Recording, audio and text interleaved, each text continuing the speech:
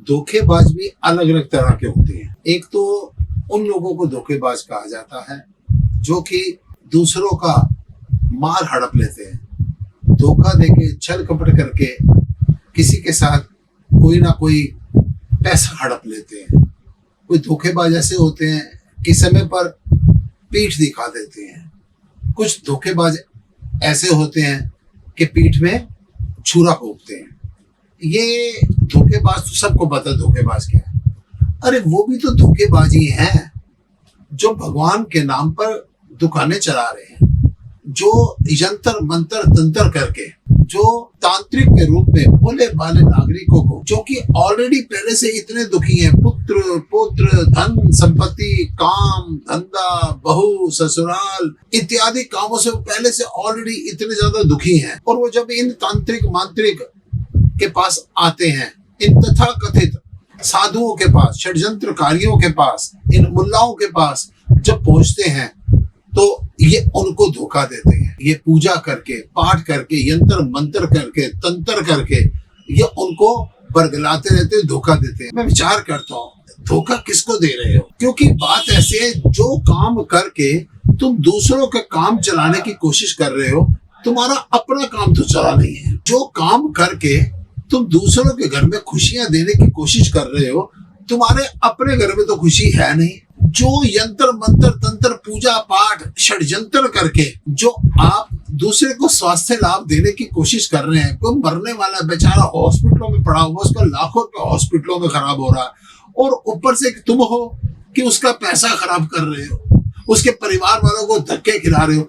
तुम्हारा अपना स्वास्थ्य तो ठीक हो नहीं पाया और तुम षड्यंत्र करके उनको धोखा दे रहे हैं। आप भगवान को धोखा दे रहे हैं, ये भोले भाले दुनिया को धोखा दे रहे हैं। और सबसे बड़ी बात कहूं, आप अपने आप को धोखा दे रहे हैं कि जो चीज तुम्हारे पास नहीं है वो तुम दूसरे को देने की गारंटी कर रहे हो।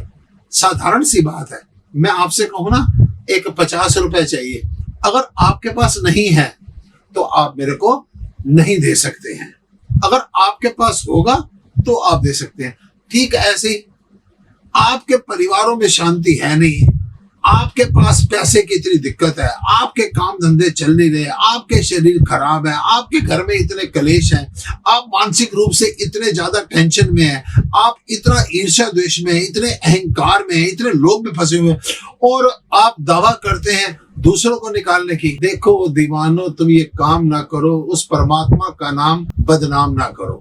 ऐसे किया कराया करने वालों पर, यंत्र मंत्र तंत्र करने वालों पर, और फिर सबसे बड़ी बात हाथ जोड़कर कह रहा हूं, आप लोग भी जो ये सोचते हैं ना, यंत्र मंत्र तंत्र करवा के हम किसी तरीके से घर में सुख शांति ले आए, या पुत्री की शादी हो जाए, या काम धंधा शुरू हो जाए, जिसको आप लोगों की भाषा में कहा जाता है किसी ने बांध दिया, ये कभी भी होने वाला नहीं है। आप विचार कीजिए ना, आप उस परमात्मा का सिमरण कीजिए, आप बड़ी शांति के साथ अपने काम की तरफ, अपने परिवार की तरफ, अपने कर्तव्य कर्म की तरफ ध्यान दीजिए, तो देखना आपके काम स्वयं बनते चले जाएंगे। और जिन षड्यंत्रकारियों के चक्कर में आप फंस रहे हैं, अगर किसी का कोई काम धंधा खराब हो ना, तो सबसे पहले बचो इन षड्यंत्रकारियों से। पहले आपका काम धंधा खराब है और ऊपर से आप और ज्यादा इनके चक्करों में फंसकर अपने जीवन को खराब कर रहे हैं।